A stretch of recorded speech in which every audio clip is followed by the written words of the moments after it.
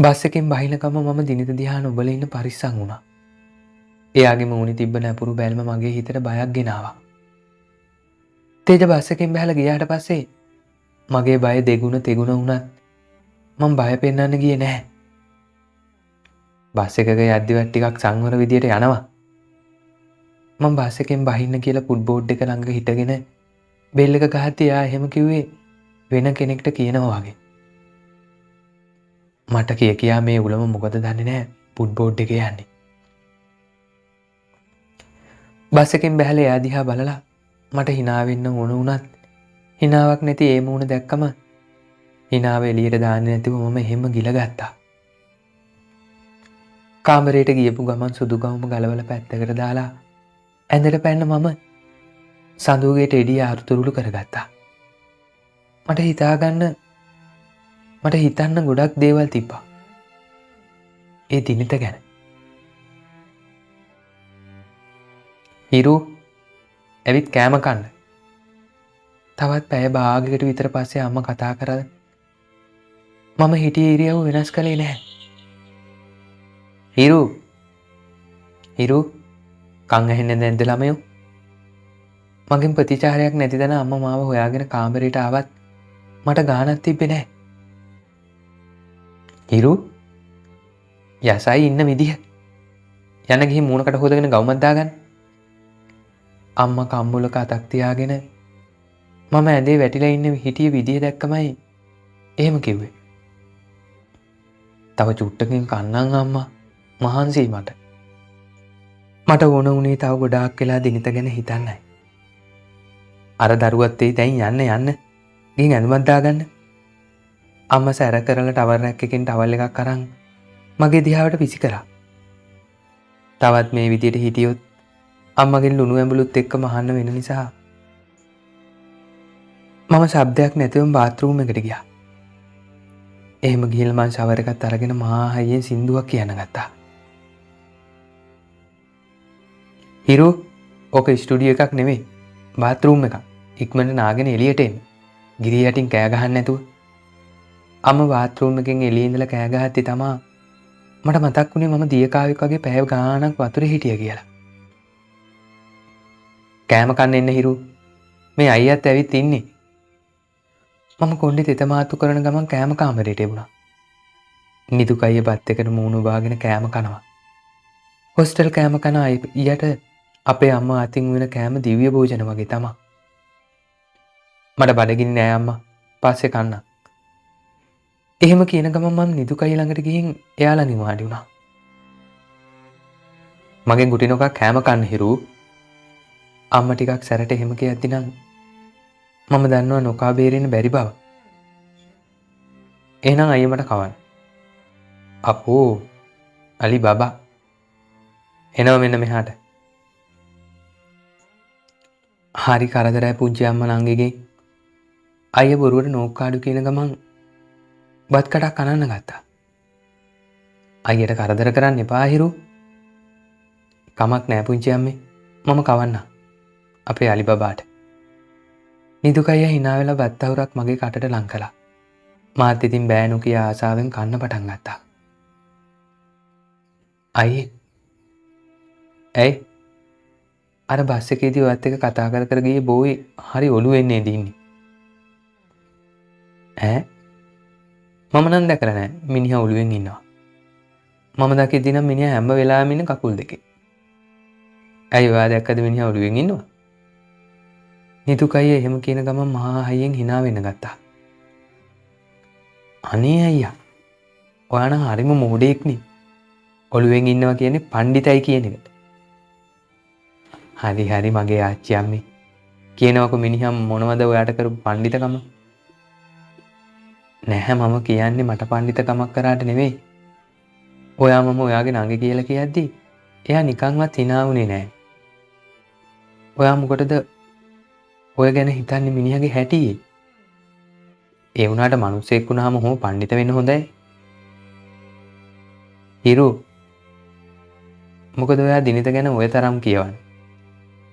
මට පේන්නේ එනකොට හොඳ නැහැ. මම කියන්නද පුංචි අම්මට? නිදුක අයියා හොරෙන් වගේ කනට ලං වෙලා එහෙම කියද්දි මගේ ඉහමුලත් එක්ක රත් වෙලා ගියා. ඔයා මගේ සුදුම සුදු හොඳ අයියානේ. මම දන්නවා ඔයා කියන්නේ නෑ කියලා. මම බටර් ටිකක් එහෙම ගාලා අයියව ෂේප් කරගත්තේ මෙයා වැරදිලාවත් මේක කිව්වොත් අම්මගෙන් අහන්න වෙන කතන්දර මතක් වෙලා. මං කලින් දවසේ වෙලාවට මේ දත් ඉස්කෝලේ යන පාරට බැස්සේ එයාව අහම්බෙන් හරි දකින්න හම්බ වෙයි කියලා හිතාගෙන. එයා මාත් එක්ක කතා නොකරුවට කමක් නැහැ. නිකන් හරි මේ මූණ දකින්න තියෙනවා නම් කියලා මට හිතුනේ. ඊයාව බස් එකෙන් බස් හෝල්ට් එකේ මගේ ඉස්සරහ නැවැත්තුවාම කොච්චර සෙනග හිටියද කියලා හිතන්නේවත් නැතුව මම බස් එකට නැග්ගා. ෆුඩ් බෝඩ් එකට ගොඩ වුණාට පස්සේ තමයි මම දැක්කේ ඇතුළට යන්න ඉඩක් නැහැ කියලා. මට ඊ දිනිත කිව්ව දේවල් මතක් වුණත් ෆුඩ් බෝඩ් එකෙන් උඩට එක අඩියක්වත් තියන්න බැරි තරමට ඉස්කූල් ළමයි පිරිලා. මං ඔළුව උස්සලා බැලුවේ දිනිත ඉන්නවද කියලා. මං හිතුවා හරි.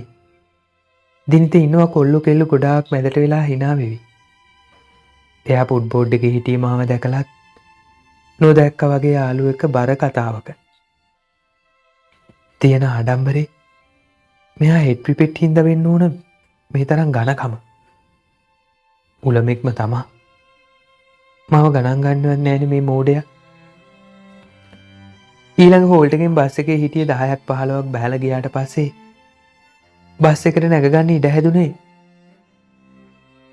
මටත් නොදැනීම. ඒත් මම බස් එක ඇතුළට යන්න උවමනාවක් තිබුණෙම නැහැ.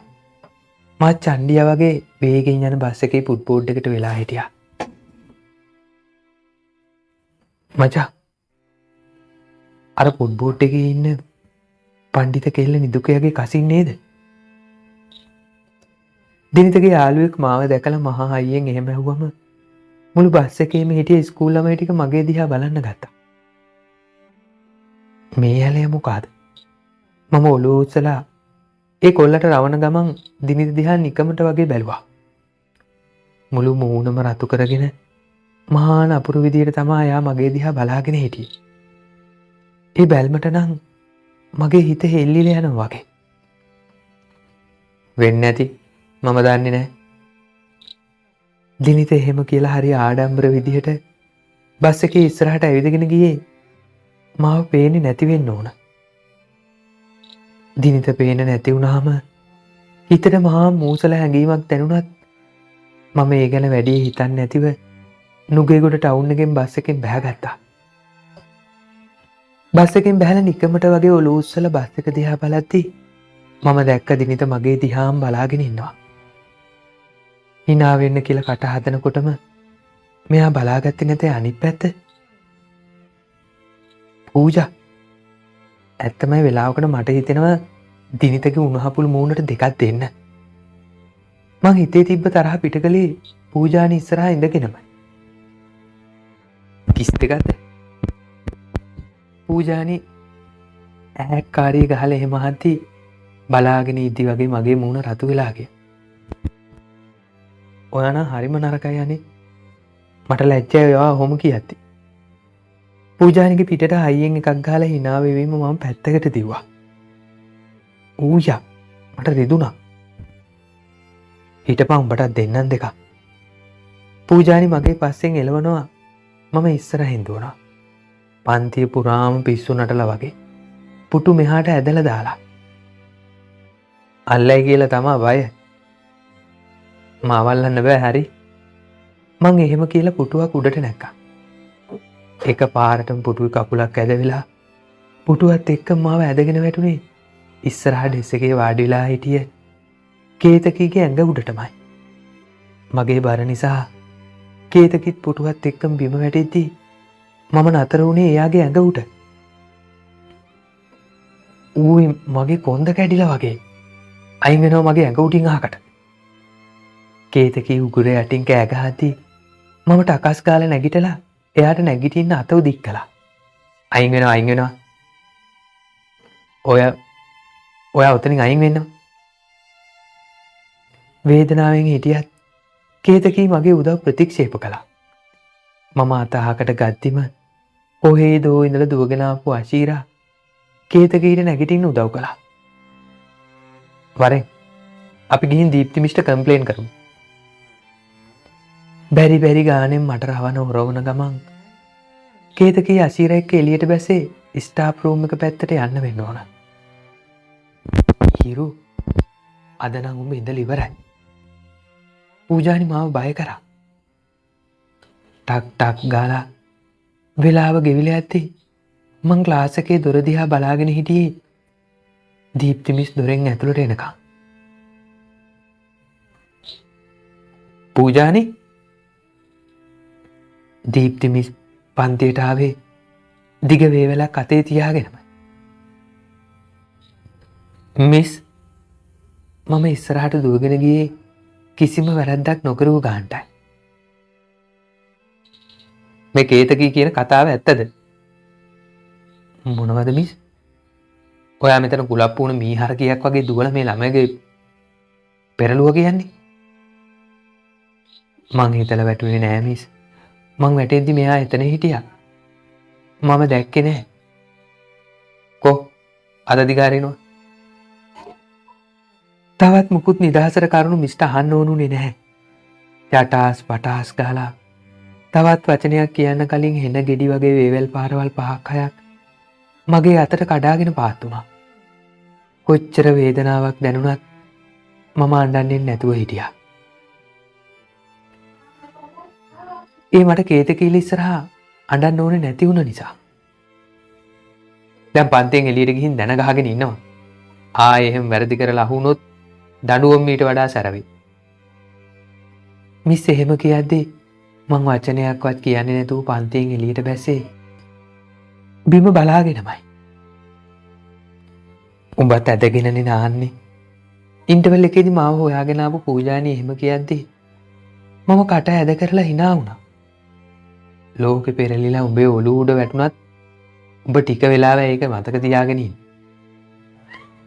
මගෙන් උත්තරයක් නැති වුණාම අමනාපෙන් වගේ එහෙම කියපු පූජානි මුහුණ දික් කරගත්තා. දැන් ඇති බං ඔය කන් කරච්චලේ නතර කරගනින්කෝ. බලපංකෝ උඹේ මූණ නිකන් කුණු වෙච්ච තක්කාලි ගෙඩියක් වගේ වෙලා. hina වෙලා හිටපන් මේ මං වගේ. පූජානිගේ මූඩ් එක වෙනස් කරන්න ඕන හින්දා මම එහෙම කියලා තද කරලා යාගේ අතකින් අල්ලගත්තා. මට මොකක් හරි කරදරයක් වුණාම මට වඩා දුක් වෙන්නේ පූජානි. සිද්ධිය වෙලා පැය ගාණක් යනකම්ම ඒ ගැන හිතා දුක් වෙන එක කෙල්ලගේ පුරුද්දක්. වෙලාවකට මට වදයක් වෙන තරම්ම ඒ ගැන කියවෙන එක එයාගේ හැටි. අන්න කේත කියනවා මේ පැත්තට. කතා කර ඉන්න ගමම පූජානි පෙන්නුව දිහා මම බැලුවා. කේතකී අශීරෙක් ඇවිදගෙන ඉන්නේ මේ පැත්තට. ආයෙමත් මාත් එක්ක වලියක් දාගන්න හිතිලද කියලා මට හිතුණා. මෙයාට නම දාන්න තිබ්බේ කේතකී කියලා නෙමෙයි කේලම් කියලා. දෙන්න අපි ළඟින් හැරිලා ට්‍රක් එකේ පැත්තට යද්දී මම එහෙම කිව්වේ එමීට උනත් කේතකී ආපස්සට හැරුණු විදිහට මට හිතුනේ මම කිව්ව කතාව ඇහුණ තමා කියලා. මොකද්ද කිව්වේ මිස් බක? කේතකී හටක් උස්සලා ඇඟිල්ලක් දික් කළේ ලොකු කේන්තියකින් වගේ. මුකුත් කිව්වේ නැහැ. මෙන්න මෙහෙ වරෙන් යන්න. පූජානි මාවත් ඇදගෙන ක්ලාස් එක පැත්තට යන්න ගියේ මෙතන හිටියොත් තවත් වලියක පැටලෙන්න වෙයි කියලා හිතලා. කේතකීට කන්වල ඇඟිලි ගහ ගන්න දෙකක් කියන්න බැරි වුණු දුක හිතට දැනුණත් දීප්ති මිස් කිව්ව දේ මතක් වුණ නිසා මම ඒ අදහස අතහැරලා දැම්මා. ඊට පස්සේ දවස් ගාණක්ම ස්කූල් බස් එක මිස් වුණ නිසා දිනිත දකින්න chance එකක් ආවේ නැති එක ගැන හිතට අවුල් වගේ. කොහොම හරි පහුවදා උදේම ස්කූල් බස් එක අල්ලගන්න ඕනේ කියලා හිතලා මම එදා රෑ නිදා ගන්න ගියා. අද ඉස්කෝලේ යන්නේ නැද්ද? පහුවදා උදේ පාන්දර සඳුව කතා කරනවත් එක්කම මම හිටියේ බෙසීට් එකට යට ගුලි ගහලා හීනයක් බලවලා. මට බෑ. මම අද ගෙදර ඉන්නවා. මම බෙසීට් එක යටට සීතලට ගුලි ගැහුණා. සඳු කියන දේ නෑ වුණා වගේ. ඊයේ කිව්ව නේද අද උදේම ඉස්කෝලේ යන්න ඕන කියලා. සඳු මතක් කරලා දුන්නේ මෙච්චර වෙලා මට අමතක වෙලා හිටිය දෙයක්. එතකොට තමයි මට මතක් වුණේ අද උදේම ගිහින් දිනිතව බලන්න ඕන කියලා. ඔව්නේ. මට මතක් වුණානේ. මං ටක් ගාලා නැගිටලා බෙඩ් ෂීට් එක සඳු හිටිය පැත්තට විසිකලා. පිස්සු ඇදිලාද මෙයාට? දඩි පිටි ගාලා ඇඳෙන් බිමට පැනලා මම කාමරෙන් එළියට දුවන ගමන් බිත්ති ඔරලෝසුවේ වෙලාව බැලුවා. වෙලාව 6 පහ වෙලා. ඉස්කෝල් බස් එක යන්නේ 6:30ට. හිරු තේක බොන්න. විනාඩි 5ට මූණ හොදගෙන එළියට එති. අම්මා තේ එකක් තරම් ඉස්සරහට ආවා. සඳු මගේ ගවුමත් අයන් කරනවද? මම අම්මා අතින් කිරි එක ගන්න ගමන් සුදු ඇඳුම් අයන් කරන තැනට ගියා. මට බෑ. ඔයා මැද ගන්න එක ඇත්තේ. සඳු සුදු ගවුමේ රැලි තියලා මදින ගමන් මගේ ඉල්ලීම නිෂ්ප්‍රභා කළා. මෙයාගේ තියෙන ගණ.